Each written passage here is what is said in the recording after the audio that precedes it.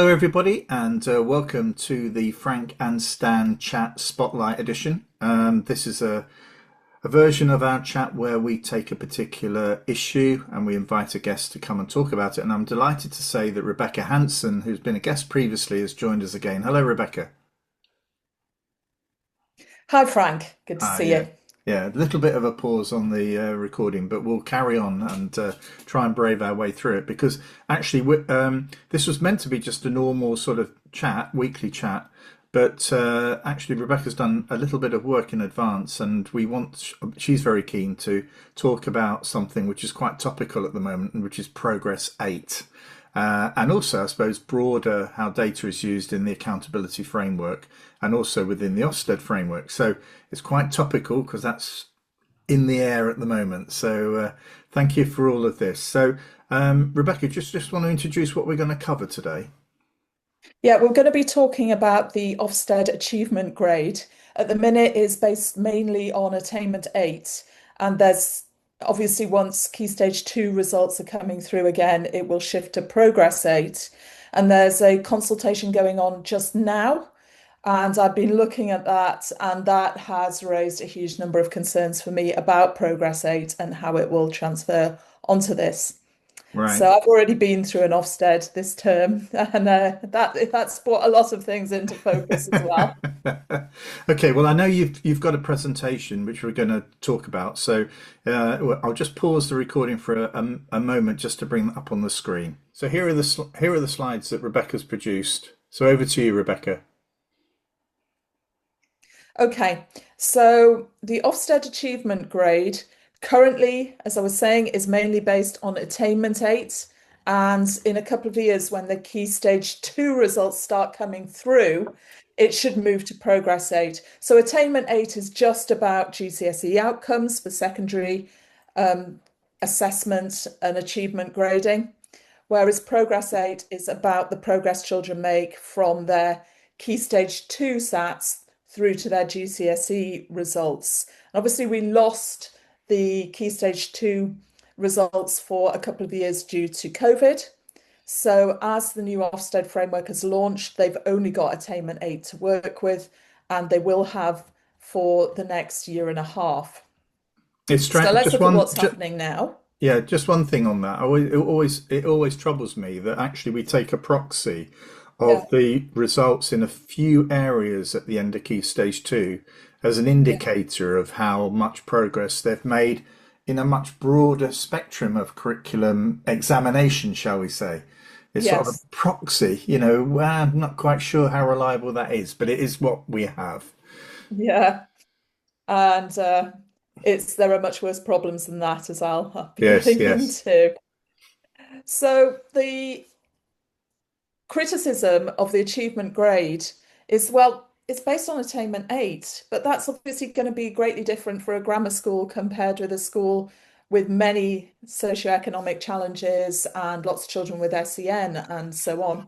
So we were reassured that inspectors would be taking context into account as they gave this grading. However, that is clearly it's been taking place to a slight extent. Mm. Uh, but in practice, the judgments on achievement are made before inspectors arrive in a school and are communicated pretty quickly. That's what I've been finding. So let's have a little look. Those who've got an exceptional grading for achievement And had an these, just going, attainment. this is 92 secondary schools, isn't it? That you've Yeah, that's taken. this is this week's data. Oh, right. Okay. As of the Wow. 17th of March, it was all the inspection reports that were out then, Right. which was 92 secondary school, and I've missed four out. Three didn't have Attainment 8 information. One um, didn't have an achievement grade. Sorry, that should read, not an Yeah, attainment yeah, grade. yeah, yeah. So they were all the schools, all the secondary schools for which results are out and had Okay. an Attainment 8 information and an achievement grade. So where the achievement grade was exceptional, the Attainment 8 range was from 52.9 to 85.1 with an average of Right. 67.6. Right. Okay. Now, you can see how the average attainment 8 drops as the grading drops. Now, which grades do you think the grammar schools are getting in that? Well, let me guess. Um, it must be in the exceptional range, surely. Even Well, the, even no, the, there is this one here that got 80. There is school right. that Oh, got of 80 that course. only got strong. Yes, yes. Yeah, it was a bit of an But outlier in that group. I But suppose your chances of getting either an exceptional or strong judgment are incredibly high if you're in a grammar school, yeah. Now, regardless what? of whether or not the children make much progress in the grammar school. Yes. And if you are in a school with extremely high socioeconomic challenges and a large proportion of children with SEN, which category do you think which school do you think you're going to get? It's a tough one, this, Rebecca. I just feel as though I'm reading the signs that would that be one of the lowest grades that Ofsted would award? Yes. You know, you don't need to have much understanding of mathematics or even of inspection, do you, really, to work this out? And the ranges there show that there is a bit of overlap. Overlap, yeah. So it'd be Yeah. interesting to know what, I mean, what the factors were that actually meant that, Well, where those, why, say, some of the expected were not in needs attention, or why needs attention were not in the expected sort of thing. But that might come later in your presentation. I don't know. Well, there are some detailed calculations. It's difficult to, I think you were one of the people who had some knowledge of Yeah, them, but yeah, even yeah, then they yeah, were really difficult to assess. One was that if it's a smaller school, they're less certain of the attainment 8. yeah. So there's a standard error feature in there. Right. Good. So I don't know if you remember, I'm sure you remember in 2011, Nick Gibb came in and said, we will just grade schools based on academic outcomes. Yeah, I do And remember that. this was so clear, absolutely so clear. It was the grammar schools that were getting the high grades and the schools with many challenges that were getting the low grades. So it was challenged, and in 2016 they brought in Progress 8. And Progress 8 was meant to stay. It was just COVID that sent us back to an attainment only system. So let's have a look at Progress 8. Will the shift from attainment 8 to progress 8 solve the problem that we've just been looking at? Yes. Big question for today. And the thing that prompted me to look at this in a lot of detail was that there's now a consultation live about Progress 8 and how it should be calculated in the future. That is live until the 4th of May, and people might like to look at it. And with it, there is a substantial document which describes exactly how Progress 8 is calculated, which I looked through, and I looked at the structure of the consultation, and I put my head in my hands and said, what do I do now? And my solution was to come and talk to you for a bit of counselling, right? It's very helpful though, because these sort of consultations often just slip by. I have to say I've got that on my screen to look into next week, but people are very busy, and it could be assumed that the fact that not many people responded would actually sort of signal that actually most people are happy with what's going on. But I think you're going to lead us down a road here, which convinces me again that this is, I don't know, snake oil. I don't know. Well, I think the number of people responding will be somewhat limited because both the consultation framework and the document that goes alongside it make it very, very clear that progress rate is calculated on an individual basis. So if you take children who achieve the same grade at Key Stage 2, you expect them to achieve the same grade at GCSE as each other. So you're going to be comparing. You've got to remember this is only a school grading. Yes. Although it's calculated for individuals and compiled for schools, it's not an individual result that's published. It is a school grading to help with judgment of schools. Yeah.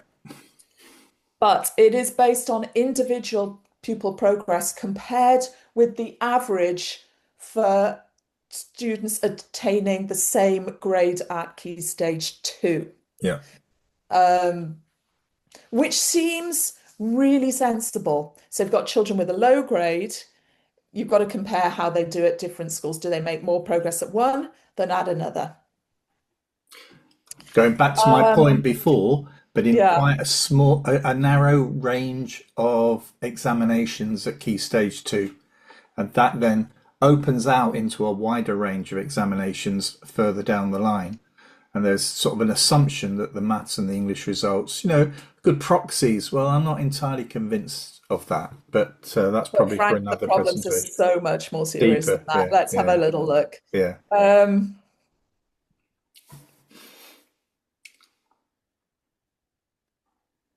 all these things are excluded from the calculation, from consideration, and from the consultation.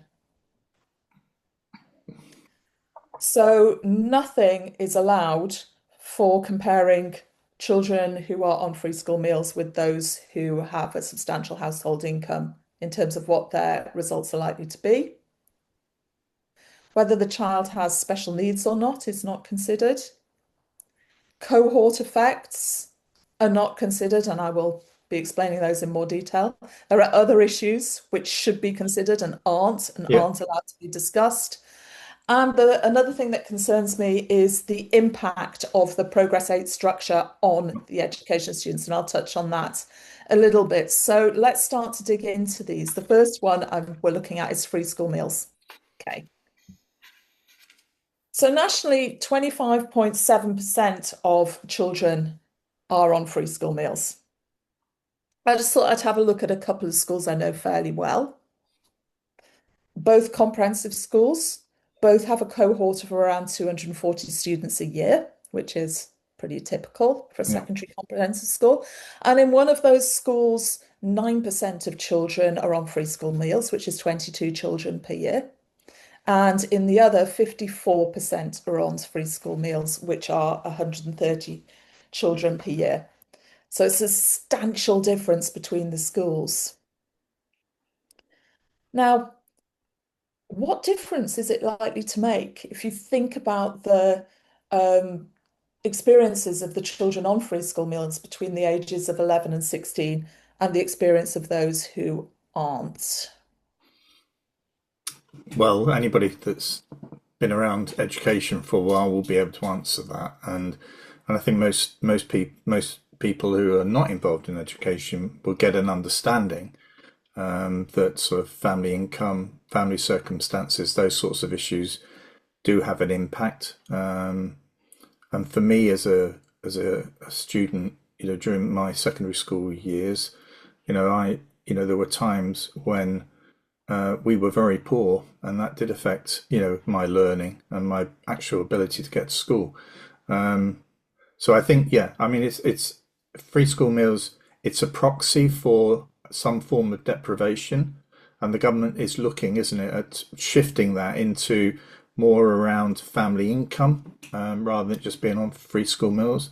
So I think they are aware of the limitations of free school meals, but the fact that the national sort of accountability system, which judges how effectively schools are performing, doesn't take this into account, is a major, I think, a significant weakness in the analysis. So yeah, I think we could, thank you for that. I think we could express it clearly in 2 points. One is that these families are not going to be able to afford private tuition. yeah, And a lot of the families with more income, they're using it extensively. yeah. The other is the challenges at home that you were just beginning to describe there. Your children from wealthier households are likely to go home to an environment where they're served a nice supper and they have a nice environment in which to work. They're expected to get on with their studies instead of to a challenging environment, an overcrowded environment with little IT, which is key for learning in secondary, where they are under stresses, have to contribute to the family more, and they may struggle to get into school on time for all I, I, sorts of reasons. I do think that's actually that point about IT. is quite significant. For those who haven't got children in a secondary school, a lot of the homework that is given in secondary schools now is actually it's a requirement to complete work online. And Yeah, I don't think many people in the sort of outside of education, or even those that haven't got children in secondary school with teachers, don't really appreciate that. And so if you've yeah, got, two or three children coming home, all requiring to have access to a decent broadband, it's not stuff that you can easily do on your phone. yeah, So there's an yeah, expectation to have a exactly. desktop, to do it on. And we have to punish and give detentions to the children who aren't doing it. Obviously, we offer lunch times, we offer after Yeah, school opportunities for them to do it, but some of them are committed to home, being at home for all sorts of reasons yeah. or to hobbies like sport, and they Mm, can't do that. And I get them coming to me saying, please, can I have some paper homework? But what I'm giving them is nothing no, like no. the quality of what they get online. Anyway, Yeah. let's have a look at Let's these move on. results that I know. What do you think the attainment eight is for each school Of these, of these Attainment 8. two? One with 22 children a year on free Well, school I would meals, have and I the would have other thought that, that's going to be a high Attainment 8 score, and the one is probably not the lowest, but probably a low Attainment 8 score. let's have a look. Oh, have I got them the wrong way Yeah, round? you have. Oh, Don't worry. no. No, but the thing about that, Rebecca, is that people won't forget it. So that's actually sort of quite a good device. So, so in effect, what we're saying here is that if you just rely on attainment A as a measure, then actually, you may well have children in that bottom group there, the 54%, who actually have made quite a lot of improvements in their attainment, but that's not coming through because we're not actually sort of identifying that. We're lumping them all together. That's I think, one of the weaknesses of the system. But as you can see, there is a significant difference. Yeah, so the school with 9%, 22 children a year on free school meals had an attainment rate of 52. 52.1, which, if you remember those categories, is going to put you into strong. Yes. And the school with 54% of Yes. children on free school meals had an attainment rate of 28.2. And again, let's just go back to that table. If you've got an attainment rate of 28, which category are you going to be in? Well, the risk here is that it's not just needs attention, is it? That's going to be at the lower end of the needs attention range, which could actually put you in a grading below that. So Yeah, they're really skirting around yeah, that school hasn't been some inspected significant yet. issues here. For that school. Yeah. Okay, so free school meals makes a huge difference, and it is not considered in Progress 8. No. Special needs isn't considered either. And I know a lot of schools that make a huge effort to include children with substantial special needs. Now, a significant proportion of those are children with ADHD. How much progress do you think a child with ADHD is going to make at secondary school compared with their peer who achieved the same at primary school, and doesn't have any similar issues? Well, I, I am experiencing this in my family at the moment. So I mean, I don't know the answer to that. The actual Well, none figure. of us do precisely. No, but actually, I know that children leaving primary school and achieving well, those that encounter whatever difficulties they are in secondary has a significant impact on the progress that they make and their attainment. I can feel that already at the moment in our family. So I would have thought that I don't know, they're going to Yeah. make half.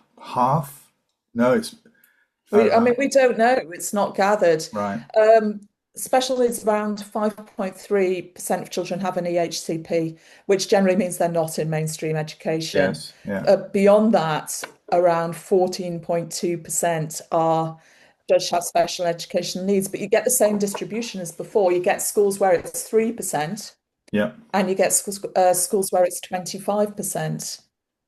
And that has a major impact on students' outcomes. again, which is not considered in Progress 8 at all. Okay, let's look at cohort effect. The cohort of what's the cohort effect of the impact of cohorts on the children, depending on which schools they're in.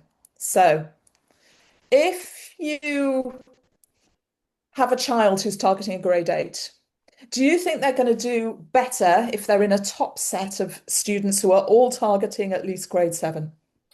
Yes. Or do you think they're going to do better if they're in a top set of target What? who are targeting grades 5 to 9, some of whom may struggle to take the higher paper? Yeah. I'm obviously the impact of the teaching on those students. If we leave that to one side, but I suspect that the 7 to 9, the child sits neatly within 3 grades there. Whereas within the 5 to 9, there are five, six, seven, eight, nine, five. There are 5 grades that the teacher is trying to strike a balance with in terms of where do I pitch this. So I can see that those that are in the 7 to 9 are likely to achieve better, or at least achieve that grade. Yeah, Attain, yeah, all the teaching is targeted at meeting their needs. It's a very good match. right, Whereas in the schools facing the most challenges, their top sets tend to look like that. They're targeting it's all the students targeting the higher paper, but some of them are only targeting the higher yeah, paper. and You get these sets. So it's so difficult to teach students the top end because the measures on grade 4 and grade 5 are so important in your school outcomes. The focus tends to be there. yes.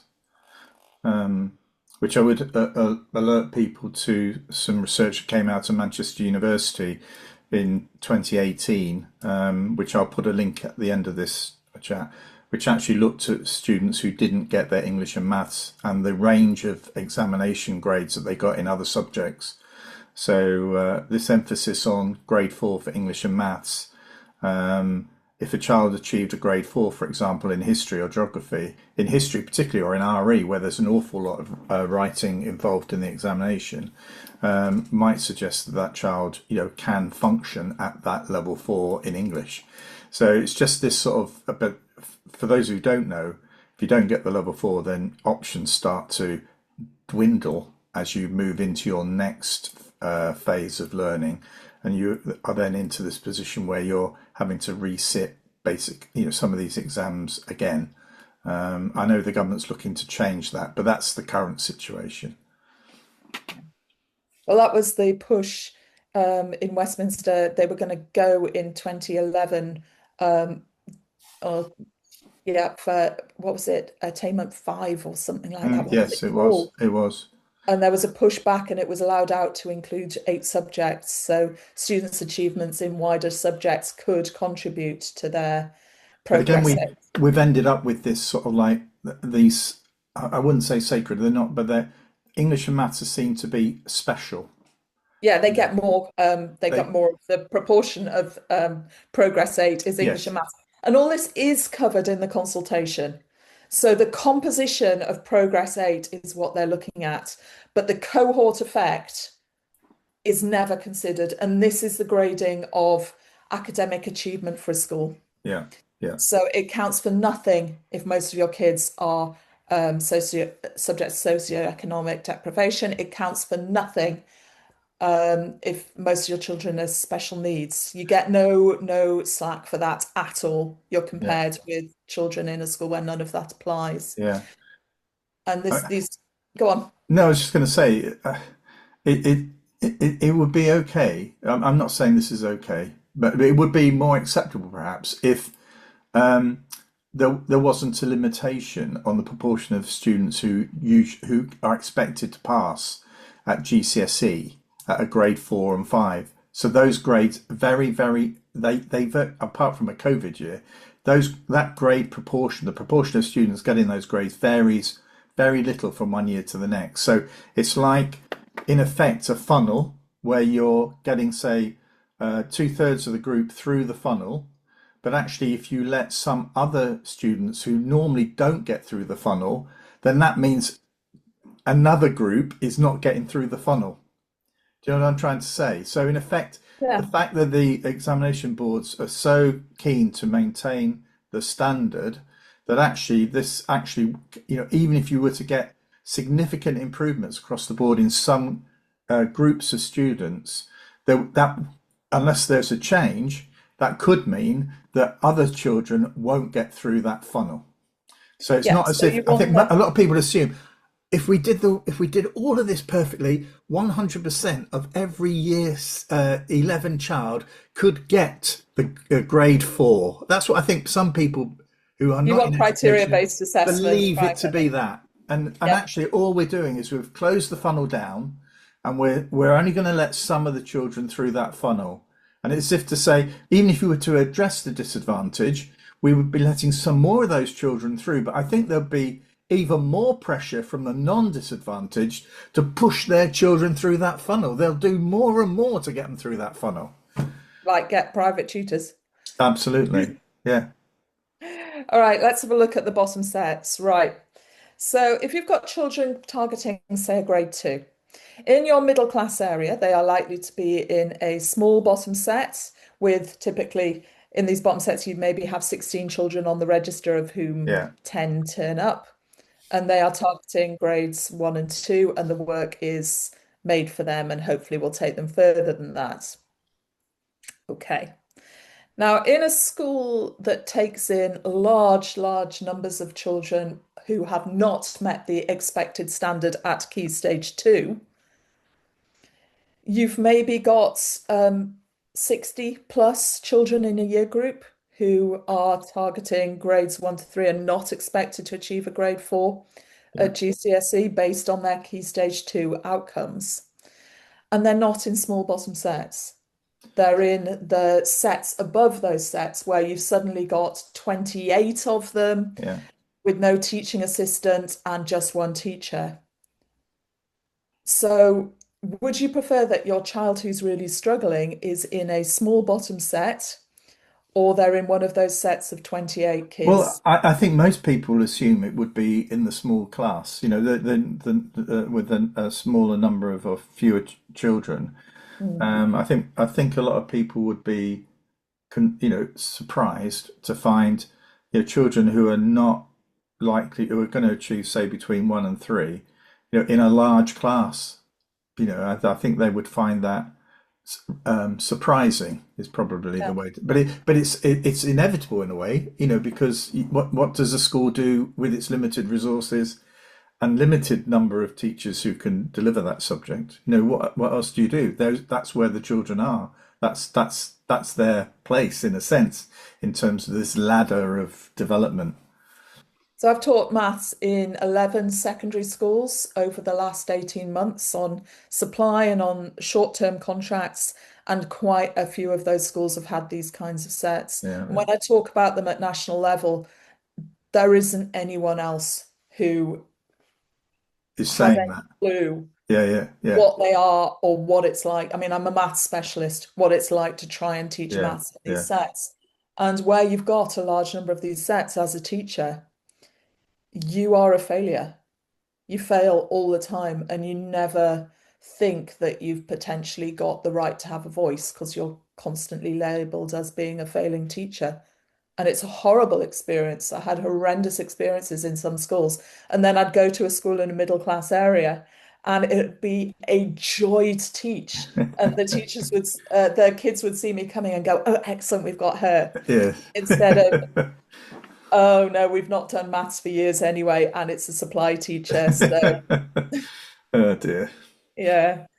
Um, so the setting is very different in terms of who you're with, and it makes a big difference to the progress you can realistically make. Yeah, the individualized approach is not really, I mean, there's a big debate at the moment, isn't there, about, how much things need to be differentiated. But actually, I'm a great believer that, you can have high expectations and still make sure that the work is pitched at the right level.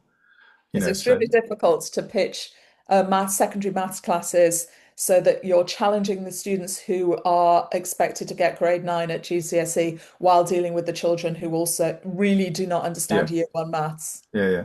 I think a lot of the people who suggest that we should be mixed attainment teaching beyond the first term or two of year seven have not actually tried to do that.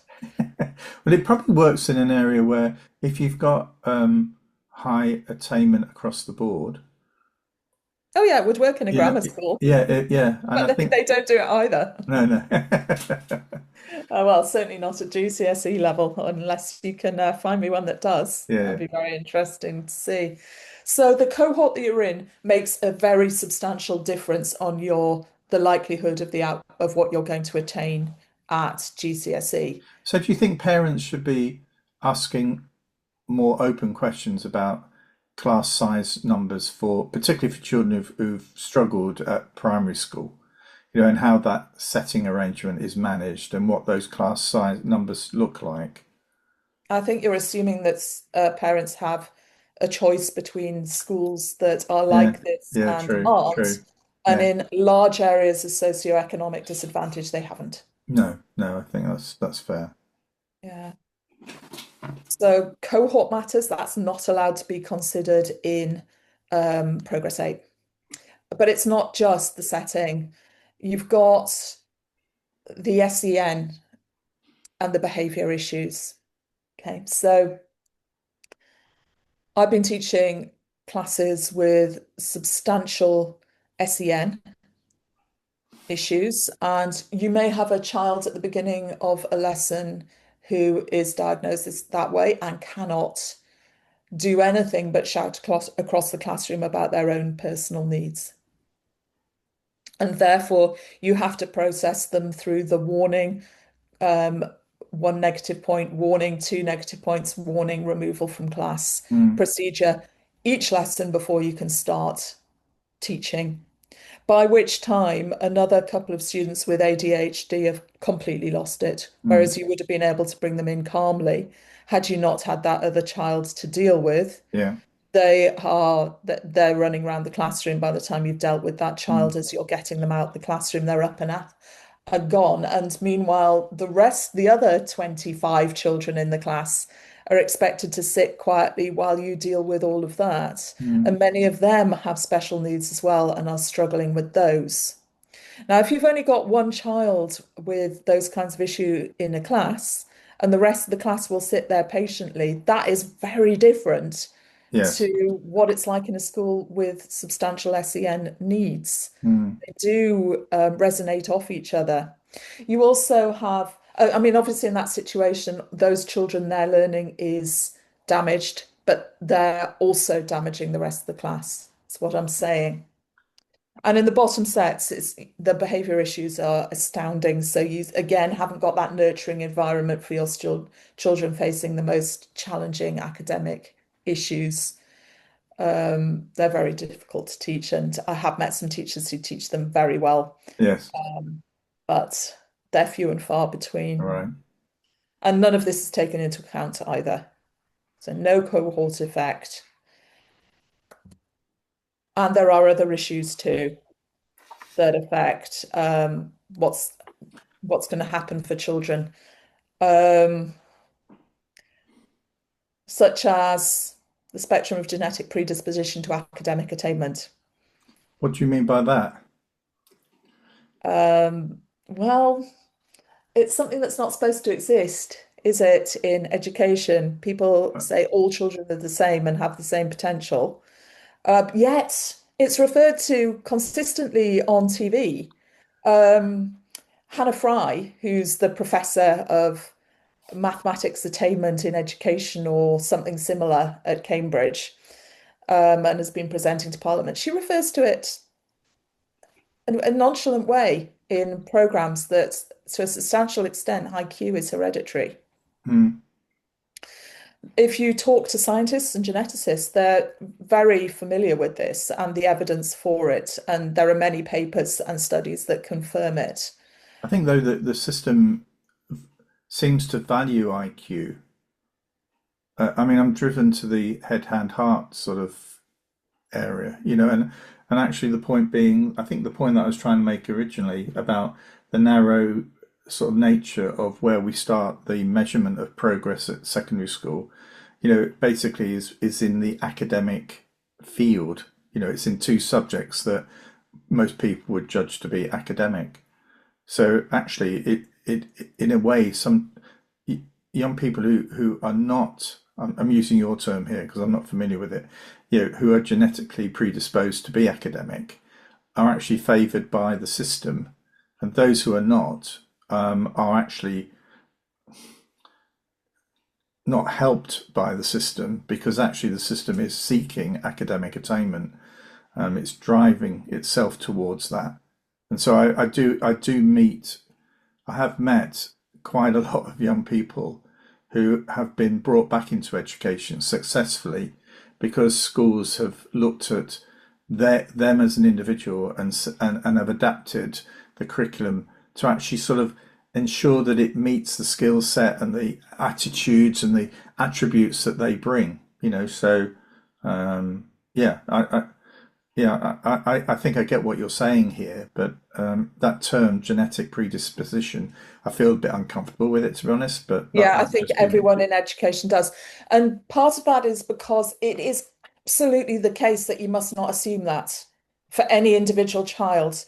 The research also shows that it's highly variable in terms of the mutation of the particular genes involved. They're very unstable, and Right. you can get um, children of parents who've faced many challenges who just fly. And Yeah. that's part of the genetics.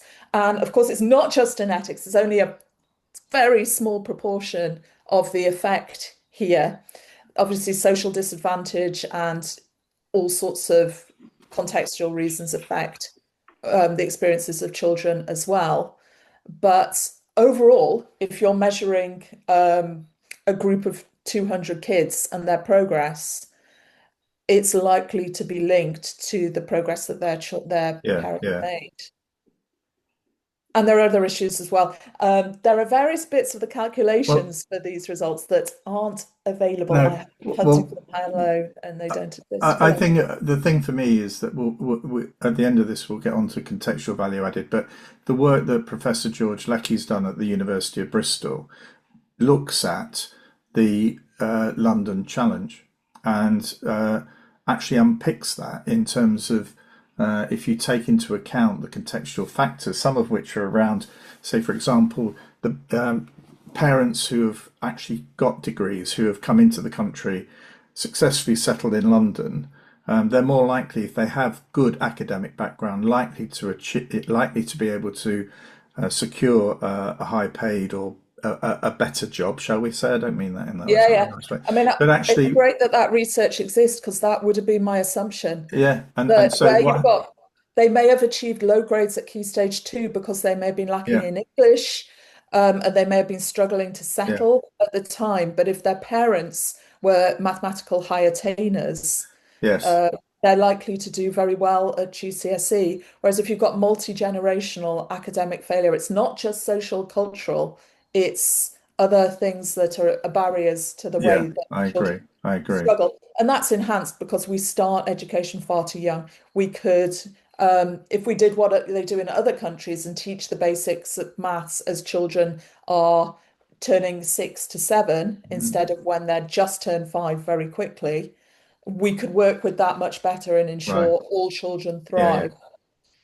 And those who are struggling most are really crucified by that. As a secondary school maths teacher, the number of children who are, their maths is hugely damaged by what happened in year one is very obvious because I've run primary professional development right down to year one as yeah, well. yeah, So yeah, most secondary teachers don't see that, and it's getting much worse as well as more and more of the policies of a certain yeah, Minister of State for schools yeah, are coming through, and children use money less.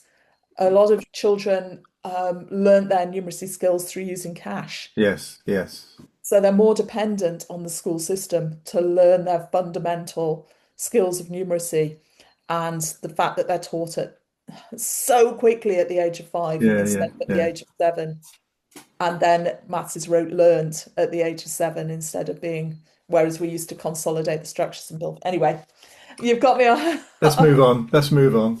Let's move on. Right, so the next is a slightly different. It's the impact of none of that being taken into account in the calculation of progress 8. It just assumes that all children who achieve the same at key stage 2 Yeah. will have equal chances of achieving the same at GCSE, no matter what their environment or their context in school or at home or SEN or anything like that. So, what's the impact on schools of none of that being taken into account? Well, let's just look at this, for example. Progress 8. In order to show some progress 8 in maths, you have to get a GCSE grade 1. It's only GCSEs that count. Yeah. Nothing else counts except GCSEs.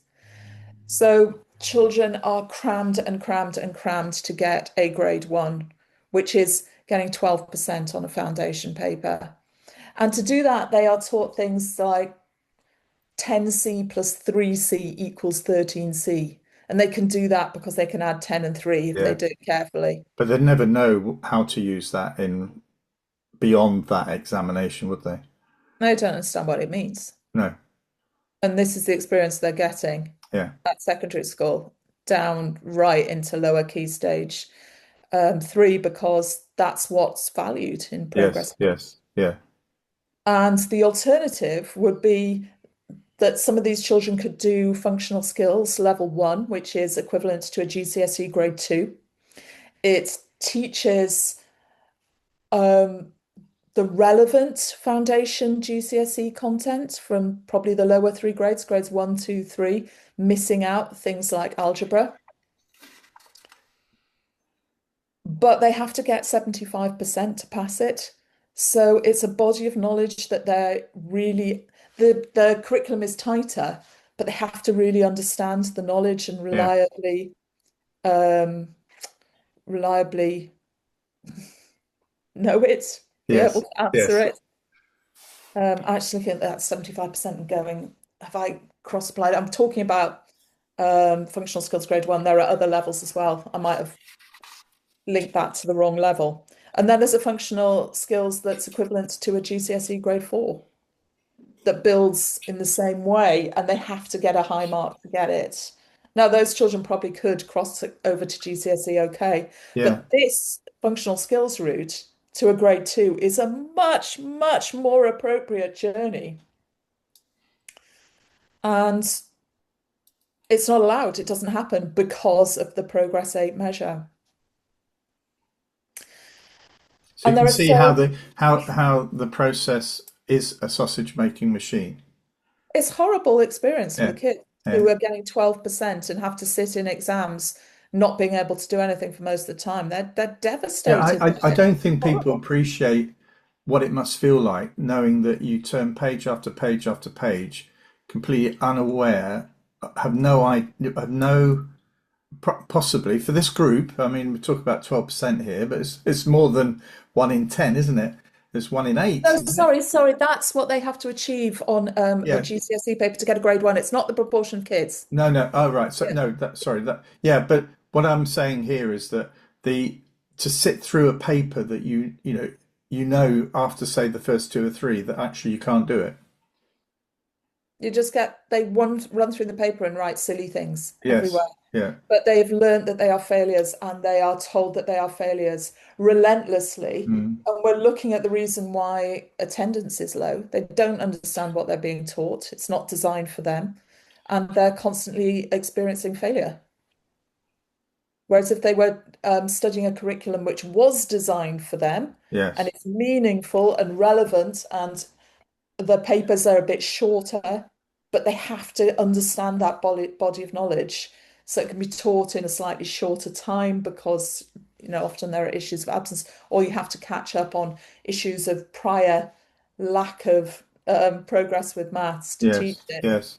but they have to own the paper. When you're getting 75% on a paper, you have this sense, yeah, I can do I can that. You do look at the this. paper, Yeah, yeah, yeah, I'm actually making some progress. yeah, yeah. I It's an agree. enjoyable experience to tackle a paper um, that you can pretty much do. Yeah, yeah. You Well, know, it's the funny. I know opposite of people at NF has been before. Go on. we're rambling a bit here, but I do remember when I was in primary school in year five, I took the year five maths book home. I think it was at Christmas, and just worked my way through it. I did that and for my Christmas holiday, and so I went back into school and I'd already completed in effect the what was then the year five program for mathematics, and I'd done it myself because actually it was pitched really nicely at my level. But then, so the teacher gave me the year six book ahead of my time without any instruction. I couldn't do it. It was my blockage occurred at that point, and remember turning page after page after page where I needed some teacher input to help me do it, but I didn't have it. And it at that point I felt as though my confidence in mathematics evaporated Yeah. through nobody's fault other than my enthusiasm to work my way through it, you know. So I think that, you know, I know how people feel when they're turning pages and pages of an exam paper. And I can see it in their eyes when I was in a year 10 lesson a couple of weeks ago. And actually, the work that the teachers were doing was similar to what the children had done in year six. And these were in year 10. And you could see they'd glazed over.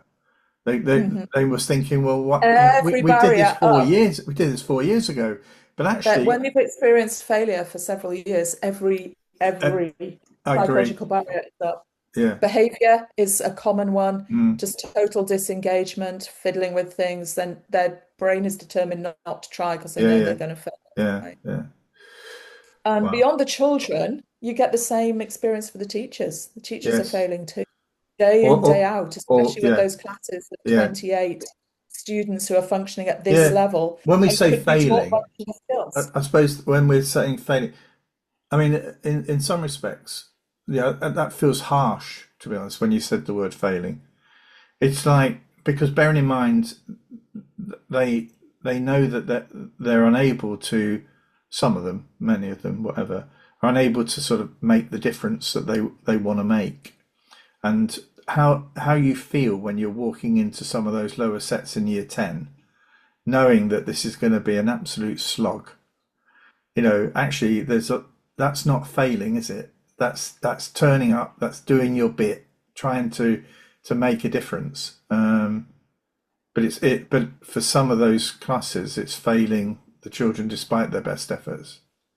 Well, I taught maths in 9 secondary schools last year, and if I'd only taught in the schools with these issues, I would have collapsed in confidence and I Yeah, would not have gone back. But yeah, because I was teaching in a variety of schools, I knew it wasn't me yeah, yeah. because I had such positive experience in the schools in It's middle class areas. yeah, yeah, yeah. Yeah. So then it's the teachers, but it's also the school leaders because that you saw what was happening with the Ofsted gradings. Yes, And when you're negative graded by Ofsted, they're going to be back, requires improvement. That means there's more pressure on you to achieve the national averages. And often the pressure applied is designed for schools that are not yours. Just yeah, yeah. I mean, the Ofsted toolkit on achievement references national averages regularly. And we have no progress measures at the moment. So this is the issue, isn't it? Where you can see yourself a little bit like a sitting duck. You know, you've taken on a school in a very challenging area. You're committed to it, but you're simply not getting the attainment grades high enough. So you can see this. You can see the disaster coming from probably months, if not yeah, a yeah. year ahead. So In one that is, area where I've been working, a school got a negative achievement grade, yeah, and it was the highest attaining school in its area. yeah, yeah. But And you can, immediately the rest of them know. And they have, and the Ofsted have been working around that area, and yeah, that's the way it is. yeah. You're told when they Now, arrive that you're going to be negatively now graded. some Needs just, I mean, attention. I feel like the BBC here, but you would, but some people I would, but there are some schools, there are some head teachers, some whatever that buck this that make this difference. That they're not saddled with some of these, even though they're quite similar cohorts, whatever, but they're not saddled with the same issues. So in a way, what is the answer to that attack? Can you just say that again, please, Frank? Yeah, I didn't no, quite no, follow. it's really, but not every school in a particular area is they can all be affected by these issues, but Mm. some schools do slightly or do better than others. With a similar cohort. Yeah, getting around the schools, it's very interesting, Frank. No, when I was a younger teacher, the head teachers worked together. I remember my head teacher coming in and saying, look, there's been a lot of pressure on us from parents to expand our intake because we are doing better than the other school Mm, nearby and they want to send their children here. But we've discussed it locally and we've decided not to do that because we know that the other school will lose their effective top sets if those yes, kids come yes, here and they will become a sink school. yeah, So we are not going to expand for right, that reason.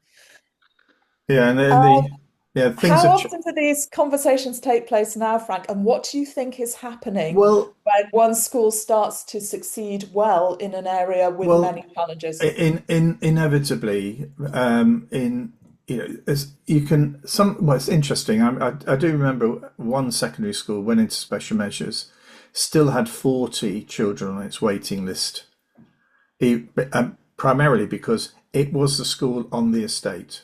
That's where all of the parents sent their children. So Okay, the idea that just making a school, put a school in special measures, the competitive nature of this would be that that's going to be under pressure for numbers. They'll all go to other schools. That wasn't. I mean, this isn't. It may say a bit of an yeah, outlier, but it proves that that isn't always the case. But obviously, if you've got schools that appear to be performing academically better in some communities, that will be a big draw. it And is.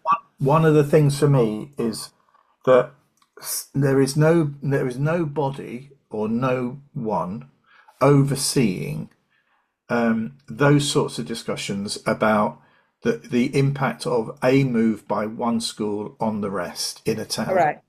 And It's not there going to happen needs to because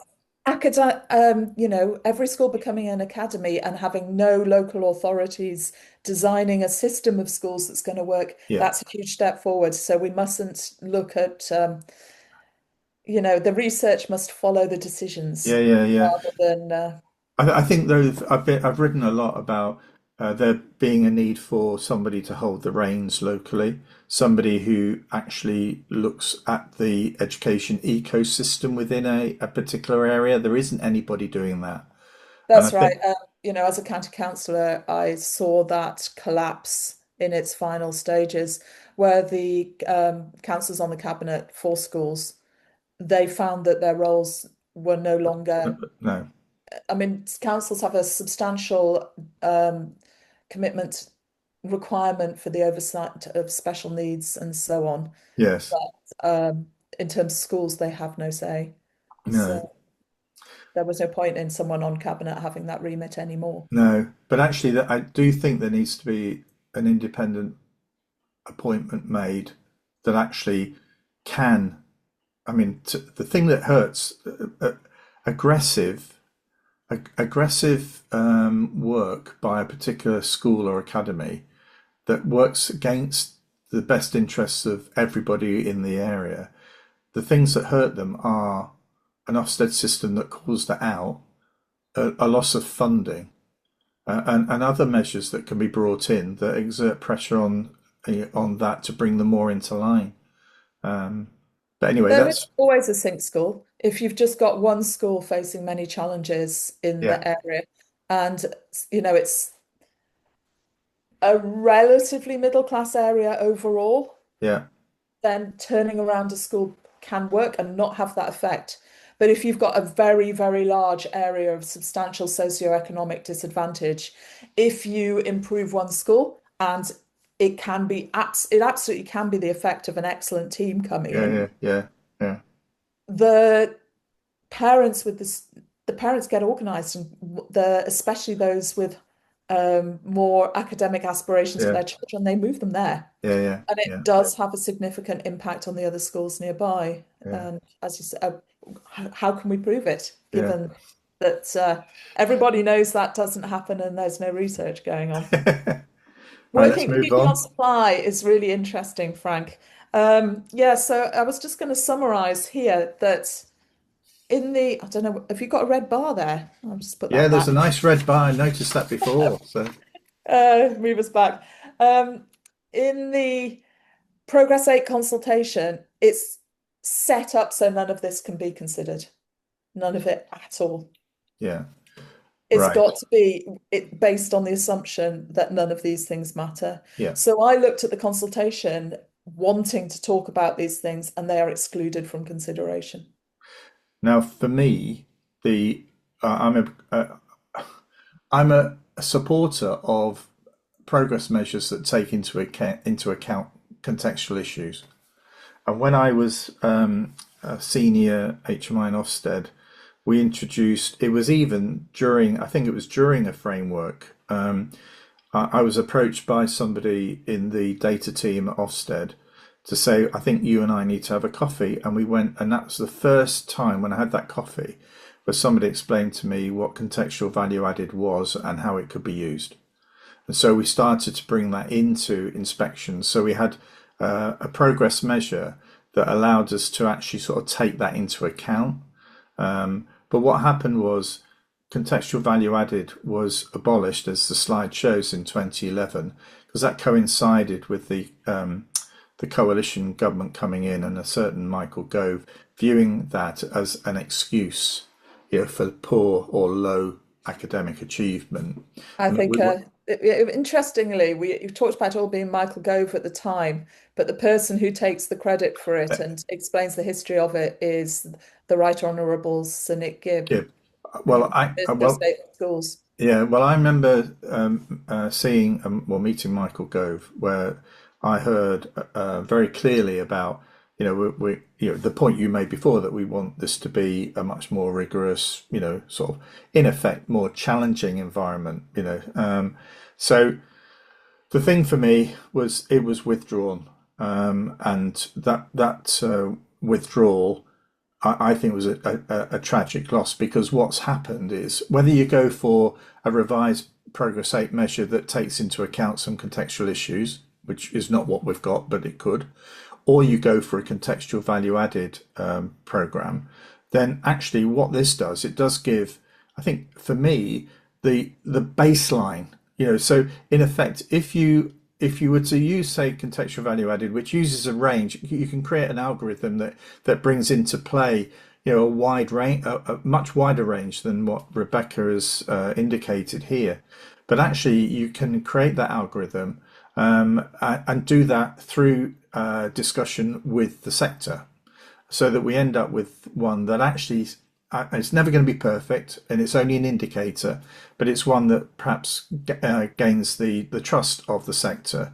If we were to introduce that, and I would suggest that the work that the Northern Powers Partnership have done on a Fairer Schools Indexed, with the help of Professor George Leckie at the University of Bristol, they've used an algorithm. And when you put all of the GCSE data into that, when you compare what Progress 8 was showing compared to what a contextual value added algorithm shows, significant differences. So schools that previously would have been judged to have, very low Progress 8 suddenly shoot up. London schools fall down massively. Faith schools fall down massively. Grammar schools fall down massively. And so, in effect, I do remember the first index that we produced for the Northern Powers Partnership. Henry, who is the amazing CEO of the Northern Powers Partnership, said, "Come on, Frank, let's go and speak to the school that's made the most progress on our Fairer Schools Index." Went to try and look for it. The school had closed. The school had already closed, even though it was the one that looked as though it was making the greatest progress. But actually, what happened was, it was really interesting going out to the schools that had achieved well on the index, because they were saying for the first time it feels as though somebody's actually understanding and appreciating the work we're doing, and none of these were in these. There were schools. I mean, the Star were performing well on the Progress 8 measure. They're also performing well on the CVA measure, and so. And I've written about this previously, that we need to get a better understanding about what's going on there. There may be something fantastic going on, and that's where we really do need to get under the skin of those results. But actually, what we also need to do is to give credit to those schools that, against all the odds, are actually really making a difference. And for me, CVA, yeah, and I'm a proponent of CVA. To me, if you do well at that level, if you're turning a school round, then that's often the first place where you're going to see improvement. And then you can move on to another, it could be a Progress 8 measure, just a crude Progress 8 measure, which is where you then get the impetus, and it's then that you achieve your further on an Attainment 8 score, which is out of the, amazing. But actually, for me, the contextual value added measure is one which is an indication of the first signs of real improvement in a school. So for me, I think we need to encourage everybody to engage with that consultation, but also we need to be proactive in writing to the department and writing to our MPs, stating the limitations of that consultation, because from what Rebecca is saying, it doesn't seem to be asking the right questions. It's avoiding some of the issues, and as such, it will only get the results that it wants to get, and it needs to be more challenging than that. Yeah, thank you. Yeah, And I I'd be mean, really interested to find out more about the research you've just been talking about, because that's not something I'm aware of. So send me all those documents. yeah. Well, if And I am, anybody's listening to this, if you just search for Professor George Leckie and contextual value added, there is on YouTube, there is a presentation that he undertakes with another professor, where he goes through and analyzes the difference that the CVA makes to different cohorts of students. It's just, his issue, because he's an academic, he's not I've tried to persuade him to be more proactive in his sort of work, but his point, quite rightly, is I'm a researcher. What I'm doing here is sharing with you and with others, what I have found and how it impacts on particular groups of students and how it affects how it affects schools. It's not my job to be a politician to drive for this change. He's not comfortable with that at all. And I understand that's why the Northern Powers Partnership were very keen to pick this up and to use his work and create our own Fairer School Index, which again I put the link at the end. But I do feel as though, with all the problems that Ofsted's facing, and all the problems at the moment where they're judging progress, but meant to be judging achievement, but actually they're judging attainment, because there's very few progress measures. This is really highlighting the inequality of the system and how it favours all the time schools in more favourable circumstances. So and also it impacts very negatively on the staff and I agree. leadership teams of the schools that are negatively impacted by it. It's horrible to watch the toll it takes. Teachers leave, they have breakdowns, they get out whatever they can, and of course that leads to greater teacher turnover and enhances the I, problems. I find this sort of idea that there's a lack of ambition in these schools. I don't see a lack of ambition, No, oh no, not aspiration. at all. No, you You've know what got I mean. people But coming in with tremendous ability, I, dedication, and I enthusiasm. agree. I mean, You're really good. and I'd like to see it. I mean, I know we've chatted for far too long here, Rebecca, but I do.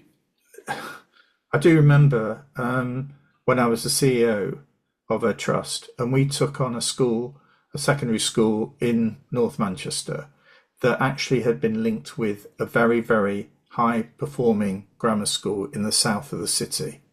And those some of the teachers in that school, this high attaining grammar school, were expected to move into this North Manchester secondary school and just sort it out.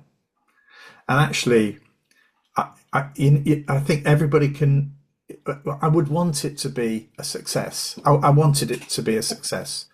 But the reason we were brought in to take on the sponsorship of that academy was because it failed. It failed miserably.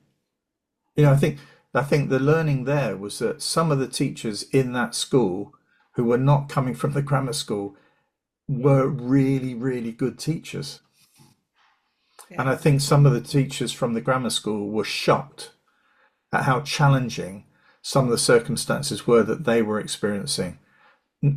All credit to the leader that came from that grammar school, who eventually became the head teacher and did a magnificent job in improving that school. Well done to her.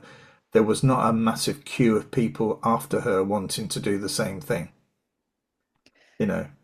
Yeah, I know I can feel we're working towards time for winding up. If any of the information I've provided on any of the slides is wrong, I apologize. I'd love to be corrected. Um, I'm not a researcher, I'm a teacher. So this has been thrown together extremely quickly. But I have taught in a lot of schools and seen a lot of schools in areas of substantial disadvantage, which I'm bringing to this discussion. I think a lot of knowledge about all this has been lost because we have been told for 15 years that um, none of the issues I've raised are meaningful, relevant, or true. Yeah, I And I that agree. if a Yeah, school doesn't achieve as well as a grammar school, it's because it's a failing school. and I want to Therefore, say, needs to be labelled as such by Ofsted yeah, and required to improve. and I want to say also that this is an unscripted chat. It is a chat. If we've got stuff wrong or we've perhaps used the wrong phrase or whatever, our intention is always to be sort of like kind and fair. So I think that if that is the case, please drop us a note in the comment box under the video, and we will respond. But thank you, Rebecca, for your Yeah, input. hopefully it starts a conversation that everyone can learn a lot from, including us. Yeah, I agreed. Yeah, Okay. thank Okay. you. Until the next time, folks. Thank you, Rebecca. And Stan will be back. Those who are missing Stan, he's got a family event on today, so he's not able to be with us. But he'll be back next week. So thank Thank you you very so much for much. what you do. No, Bye. thank you. Take care, everyone. Bye bye.